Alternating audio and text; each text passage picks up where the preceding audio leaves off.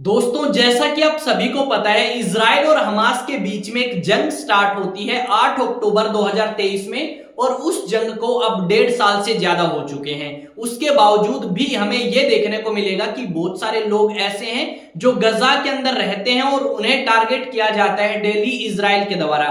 तो इस वीडियो में हम यही जानेंगे कि रिसेंटली इजराइल ने क्या किया गजा के अंदर और किस तरीके से हमास संगठन ने इजराइल का प्रपोजल रिजेक्ट कर दिया।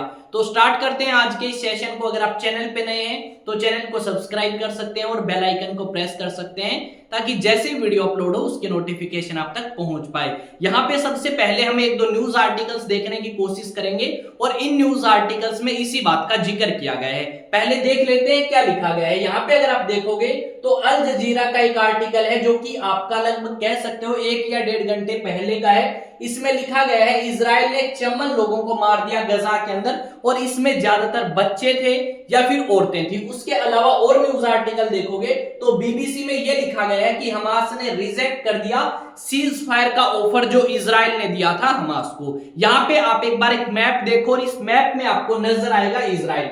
ये जो एरिया है मैं आपको एक बार अच्छे तरीके से दिखा देता हूं कौन से एरिया की आज हम बात कर रहे हैं। अच्छे तरीके से समझेंगे स्टार्टिंग से लेके एंड तक इस टॉपिक को। यहां पे अगर आप देखोगे तो इस एरिया की हम बात कर रहे हैं। ये जो एरिया है ये लगभग आप कह सकते हो सारा का सारा एरिया इजराइल का है। अब इसी एरिया के अंदर एक छोटा सा एरिया आपको ये देखने को मिलेगा जिसे हम बोलते हैं गजा। और इसी गजा के अंदर एक संगठन रहता है या यहां से एक संगठन जो है वो एक्टिव है जिसका नाम है हमास संगठन। अब ये जो हमास संगठन है वो ये चाहता है कि गजा के ऊपर सिर्फ गजा के लोगों का अधिकार हो या फिर हमास का अधिकार हो। साथ में इस हमास संगठन का मानना है कि इस एरिया से यहूदियों को निकाला जाए और दोबारा से मुसलमानों को बसाया जाए। इस तरीके की डिमांड जो है वो हमास संगठन की है। अब यहाँ पे इस हमास संगठन के बीच में और इजराइल के बीच में एक जंग स्टार्ट होती है। और ये जंग आपकी कब स्टार्ट हुई? ये जंग स्टार्ट हुई 8 अक्टूबर 2023 में, जब आपका हमास संगठन क्या करता है, इजराइल के ऊपर अटैक करता है।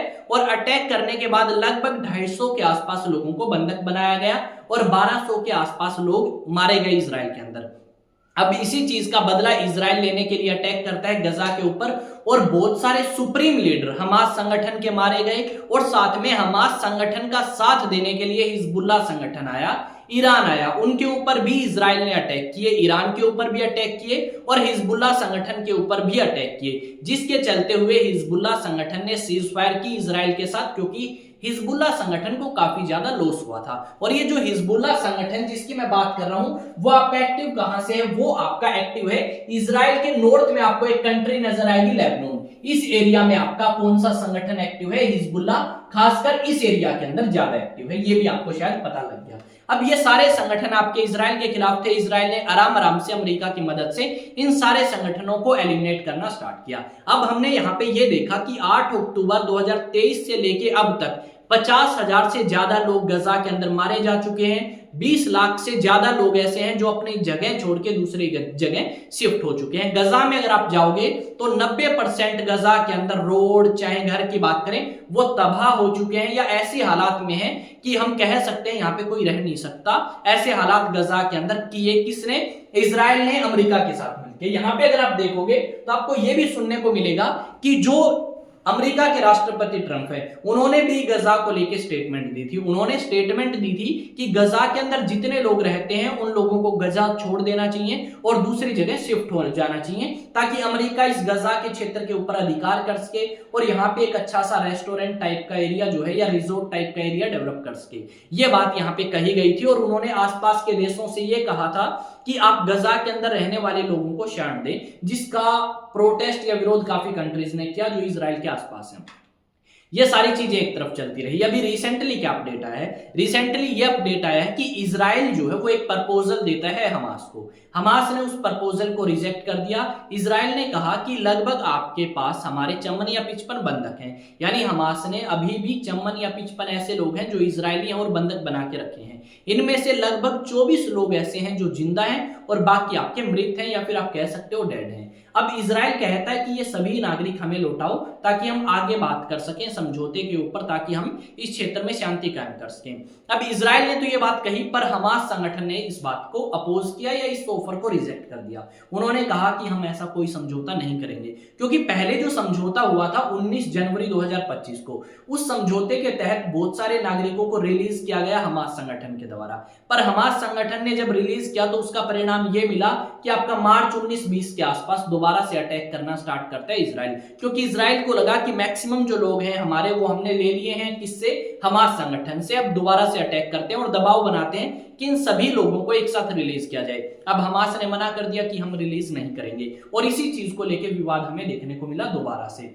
अब यहाँ पे ये सारी चीजें तो एक तरफ चल ही रही हैं, दूसरी तरफ हमें क्या देखने को मिलेगा, दूसरी तरफ हमास ये बोल रहा है कि हम नहीं हटेंगे पीछे, और इजराइल ने ये कहा है कि हम तब तक अटैक करते रहेंगे, तब तक गजा की धरती को लाल करते रहेंगे जब तक हमास पूरे तरीके से खत्म नहीं हो जाता, या जब तक हमास पूरे तरीके से एलिमिनेट नहीं हो जाता।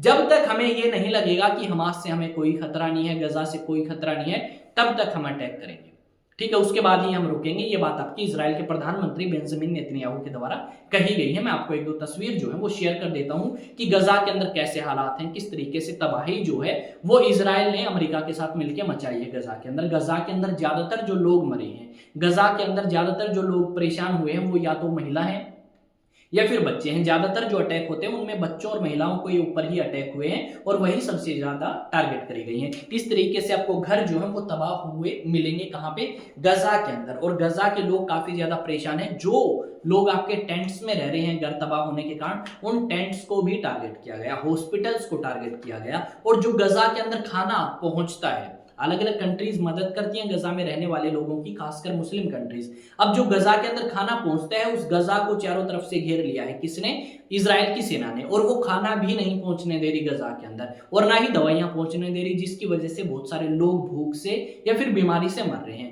अब WHO के सामने, यानी वर्ल्ड हेल्थ ऑर्गेनाइजेशन के सामने, कुछ संगठनों ने आपकी रिक्वेस्ट करी है कि आप समझाएं अमेरिका को, आप बताएं कि गजा के अंदर दवाइयां पहुंचना कितना ज्यादा जरूरी है। आप बताएं लोगों को कि कितना ज्यादा जरूरी है गजा के अंदर रहने वाले लोगों के लिए खाना, अदरवाइज वो भूख से मर जाएंगे, जो कि कहीं ना कहीं आप कह सकते हो इंसानियत के लिए काफी शर्मनाक दृश्य हमें देखने को मिलेगा। यहाँ पे आप देख सकते हो एक लड़के के बारे में बताया गया है कि how do I live like this, कि किस तरीके से मैं जिंदा रहूंगा गजा के और हमास के, सॉरी, इजराइल और हमास के युद्ध में। इस लड़के ने अपने दोनों जो है वो हाथ गवा दिए हैं। यहाँ पे देखो क्या लिखा गया है, एक हिंदी न्यूज आर्टिकल है अपने देश का, ठीक है, इंडियन टीवी या इंडिया टीवी के नाम से कोई, अभी और लाल होगी गजा की जमीन, नेतन्याहू बोले युद्ध जारी रखने के अलावा इजराइल के पास कोई विकल्प नहीं। इस तरीके की बातें इन्होंने कही। और ये कौन है, ये इजराइल के प्रधानमंत्री हैं बेंजामिन नेतन्याहू, और आपके काफी करीबी माने जाते हैं राष्ट्रपति ट्रंप के या फिर अमेरिका के, आप कह सकते हो। जब ट्रंप राष्ट्रपति बनते हैं तो सबसे पहले इन्हीं से मुलाकात करते हैं। यहाँ पे एक दो तस्वीरें और दिखा सकता हूँ मैं आपको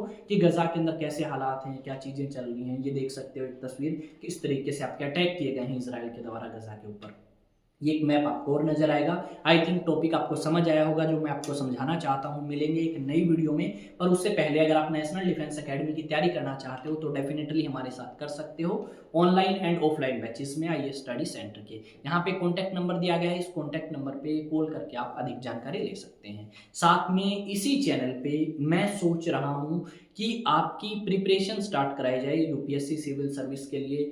लाइक आप कह सकते हो यूपीएससी में आपका एनडीए भी हम क्लियर करें, उसके थ्रू सीडीएस के टॉपिक्स भी क्लियर करें, और साथ में सीएपीएफ असिस्टेंट कमांडेंट के, और साथ में सिविल सर्विसेज के। काफ़ी ज़्यादा एनालाइज करने के बाद देखा गया है कि जो मैंने ऑफलाइन क्लासेस में कराए हैं टॉपिक्स, उन टॉपिक से आपके यूपीएससी सिविल सर्विस में 2024 में क्वेश्चंस आए हैं। उसके अलावा 2023 की बात करें, 22 की बात करें, 1 की, हर एक ईयर में आपके क्वेश्चंस आए हैं और बच्चे सॉल्व भी कर रहे हैं। तो आई थिंक हमें उस चीज़ का बेनिफिट ऑनलाइन स्टूडेंट्स को भी पहुंचाना चाहिए। तो उसके बारे में आप अपना ओपिनियन शेयर करें। मिलेंगे नेक्स्ट वीडियो में। जय हिंद, जय भारत। एक डेमो वीडियो मैं आपके साथ शेयर करूंगा, उसमें थोड़ी सी बात करेंगे और एक टॉपिक कवर करने की कोशिश करेंगे। तो मिलते हैं नेक्स्ट वीडियो में। आपका अपना चैनल है एग्जाम टॉक्स, इसे सब्सक्राइब करें और शेयर करें अपने दोस्तों के साथ। जय हिंद, जय भारत।